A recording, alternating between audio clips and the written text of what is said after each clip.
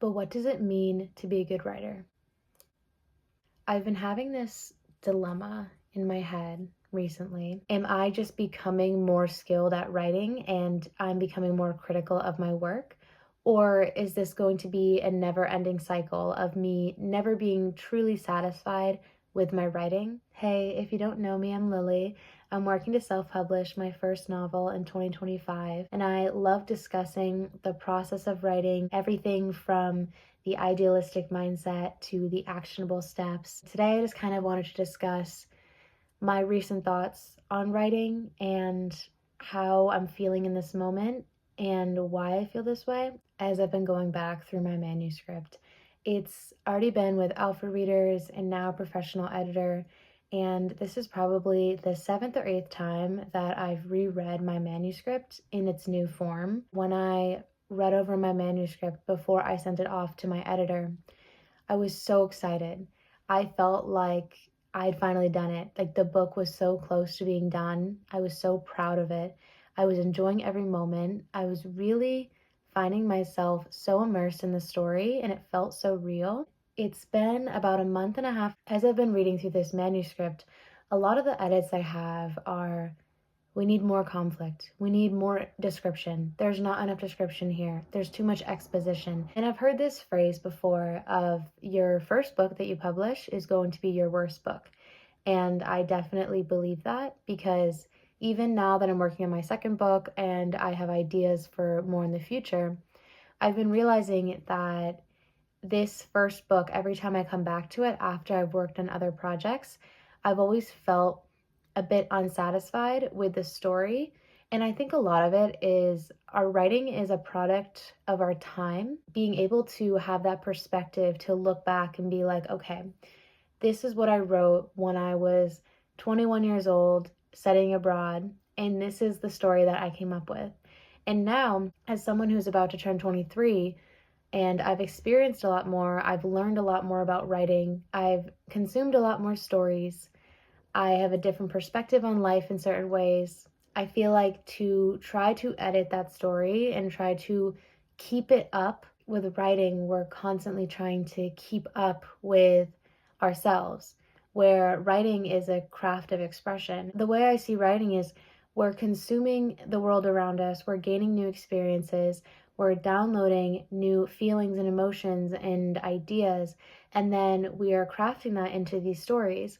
And the more we change and grow as people, the more we're not going to recognize our own writing. Every time this happens to me, when I go back to a manuscript and then I feel a bit disheartened because it's not as powerful as I remember it, it's not as emotional, it's not as beautiful as I remember it. But then I have to realize that that story was meant for that version of myself. I wrote that story when I needed it at the time. And I also find this very interesting how my style and the way I write changes. I've noticed that my style and my taste in genre has changed as I've gotten older. I think about what I used to write when I was younger. I used to write adventure books around magic. I was reading a lot of Harry Potter at the time, so that was a big influence on friendship and magic were really big themes that I wrote around. And then I remember reading some short stories that I wrote in like 8th grade. A lot of mystery, eerie, thriller undertone. And I found them to be really interesting, and I was reading them back and I was like, I even forgot. I didn't think I could write thriller or write horror or write that stuff, but I guess in 8th grade that was something that was coming to my mind. I actually started writing a really short project when I was around 20, and I wrote like 20,000 words of a manuscript that I never finished, and I might go back to it eventually, but it was a futuristic, like dystopian simulation type of story. And I found that to be really cool because that was what I was interested in at the time. I started writing this fantasy romance and I started getting really into writing again. A lot of it was through romance. I loved writing about romance and reading romance. I think I've mentioned this in another video, is that I tend to come up with an idea that is based around a romance, but the story ends up being so much more than that romance. For example, the project that I'm working on right now started as a romance, and then the world got so big and the fantasy elements got so big that it started becoming more political as well. And I think also part of that is the influence of our time right now. There's so much going on in politics and society around us that even on a subconscious level, that's going to influence my writing. Whenever I come back to the story and I'm like, well, why do I not feel that same spark for the story? Is it because I have to change it? Or am I just past that time where the story really aligned with me and I kind of have to accept the story for where it's at and then move forward? I've talked about this where I just finished my developmental editing class, and it taught me so much about the craft of writing and like the nitty-gritty of details. And after taking that class, I learned a lot about how to revise writing. And in that way of learning how to revise, it helped me see my own story in a different way. Something I've been noticing about my style of writing as I'm going back in this manuscript is that I think I'm so focused on making the story make sense. I'm focused on all the bigger things of like character arcs and foreshadowing and the plot and the story that I kind of ignored or neglected the beauty of the line level. And part of that is because of the stage that I'm in. The line level is so beautiful as a writer, and I feel like I kind of lost some of that as I was revising the story, where I'll read a scene and I'm like, where's the description? Where's the setting? Where's that sensory like immersion in the story? My character voice is a bit lacking. I was so focused on everything else in the story that my developmental editor actually mentioned that my character voice was a bit distant sometimes. And I was a bit confused what that meant, because I feel like I was focusing a lot on like character motivation and character agency and fatal flaws and all these things that I've been learning. We can only learn so much. And then at the end of the day, what really comes down to it is our writing. I think sometimes I get so far from the reason why I was writing, from the joy of writing, the craft of writing, that I am too pulled away from the story. There's so much potential to dive deeper into the inner voice of my main character, Lena. There's so much room to describe the setting. It's a fantasy world, and I feel like in the beginning, I described the setting very detailed and very immersive. But as the story goes on, I don't take the time to really immerse the characters. And there's this concept of white room syndrome. I forget the exact term, but a lot of other authors and editors talk about this, where it's like two talking heads, where you have characters that are talking and then nothing's really happening. You're like, where are they? What are they doing? They're just talking in this scene. I think this is really common because as newer writers, we're focusing on the bigger pictures instead of focusing on the small details. Another thing I learned in my editing class was active beats with characters. Giving characters intentional action helps bring their character to life, where I've noticed subconsciously as I've been writing characters and scenes, I add a lot of random actions to make the character feel alive, of like nodding their head, changing their gaze, pacing the room, sitting down. These are all very passive actions. And I wasn't aware that I was doing that. What is actually happening in the scene? Because there can be a lot happening symbolically, or a lot happening in the characters' heads, or a lot happening in the dialogue. But if we were to see it on like a screen, and like what is actually happening, like what are the characters doing? And I realized that a lot of my scenes were very static.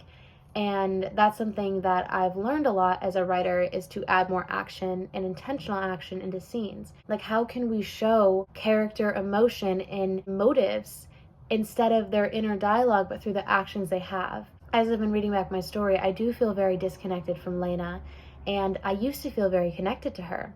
And I think maybe this is less me changing as a person and more me understanding good writing, where in the past I could read it and enjoy it. But now that I'm becoming a better writer and I'm learning more about the craft, I'm realizing that I can't really turn off my editor brain when I'm reading anymore, because I'm noticing issues that would go over my head before. I do have a timeline for publishing this book. I plan on publishing this book by the latest September 1st, 2025. So I am not going to keep working at this because the story can always be better. But I do want to get it to the best it can be for where I'm at right now. When I look back at old writing or old manuscripts and I see issues with it or errors, I have to see that as that I am a good writer, that I am improving as a writer. Because if I were to always look back at old manuscripts and see that there was nothing to change, I remember this when I was going through my edits before I was sending it off to my developmental editor, and I was talking about it on this channel about how I feel like there's nothing to change. I went through and I read it and I read it and I couldn't change anything. And I felt really excited because I was like, well, I think this is the best it can be. And now that I've come back a month and a half later, there's a lot of things. I have notes and notes of changes that I want to do, not only just what the editor suggested, but what I suggest for myself. I could see that as, wow, like maybe I wasn't as good of a writer as I thought I was. Or I could change the narrative and the story and be like, wow, look at how much I've improved in such a short time, where already my style and everything has just been completely turned over. I think I'm going to have to be comfortable with the ebb and flow of thinking I'm an amazing writer and thinking I'm a terrible writer, and kind of weaving in and out of that, where I have to be less attached to this idea of how I am as a writer and more the experience of writing and the growth of changing and growing as a writer. When I was reading it back, I did feel a lot of limiting beliefs or like imposter syndrome, because I was like, really? Like, this is it?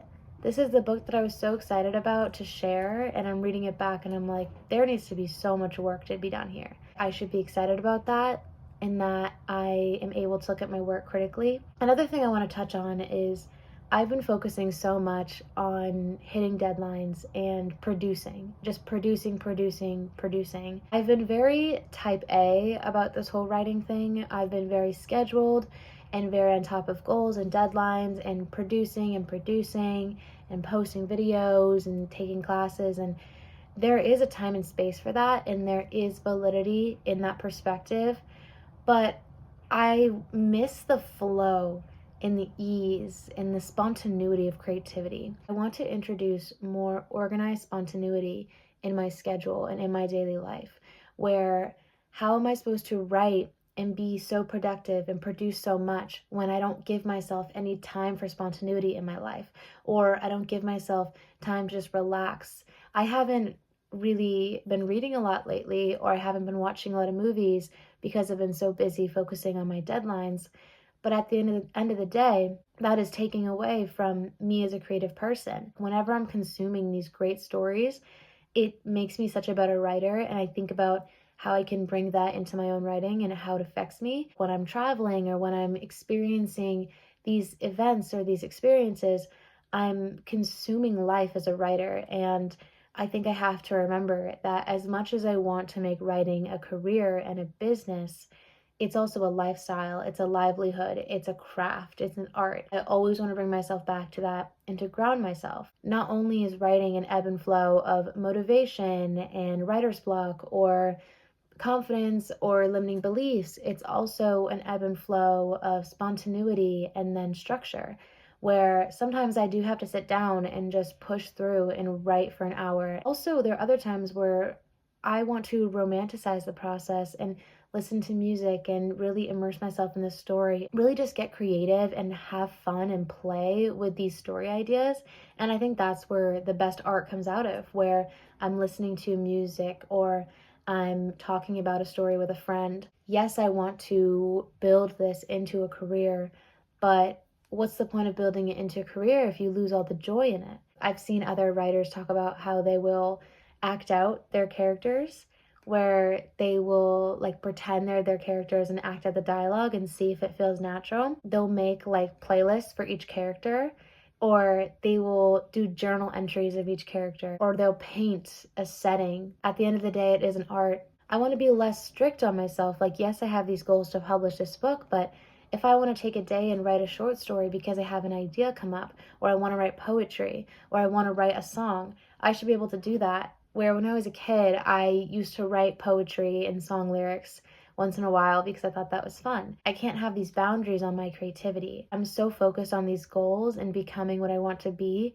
that I forget that I already am what I want to be, and I have to enjoy that now. I feel this anxiety sometimes and this urgency of like I have to complete all these things, but it's less about completing and it's more about being. This is more than writing books. Writing is is such a deep passion. And I know that other writers feel similar, because every time I meet a writer, every time I meet someone and I tell them I'm a writer and they love reading or they're also creative, there's just this connection. And I can't explain it, because I feel like us writers, we feel so deeply, we think so intricately. And the way that we are able to craft stories, sometimes we don't give us enough credit. Like, we are crafting entire stories from our minds. And the amount of imagination and creativity and just pure energy that has to go into that is insanely impressive. I really feel like writing is an expression of the human experience. And to say that someone's a bad writer, or to say that I had a bad writing day, is just to say that I'm human. That, oh, I had a bad writing day. Oh, this piece is bad. Well, I'm human, and humans aren't perfect. Same way writing isn't perfect. If writing was to be completely the same and monotonous and perfect every single day, then it wouldn't be human. Then the beauty of it would be lost. The joy of writing is the joy of living. And that's why people always say, when you're writing, sometimes you kind of have to let your writing go and go out and experience stuff and talk to people and have this energy and just live life. So if my entire human experience is around deadlines and goals and writing and doing all these things, that's going to show up in my writing. It was a bit jarring to me when I read back my work, and it seemed very cut and dry and very surface level. And it was really odd to me, because I was like, that's not who I am as a writer. That's not how I've ever identified as my style. But yeah, thanks for hanging out with me today. I really appreciate it. I always love discussing writing and the craft and creativity. So as always, thanks so much for watching, and happy writing.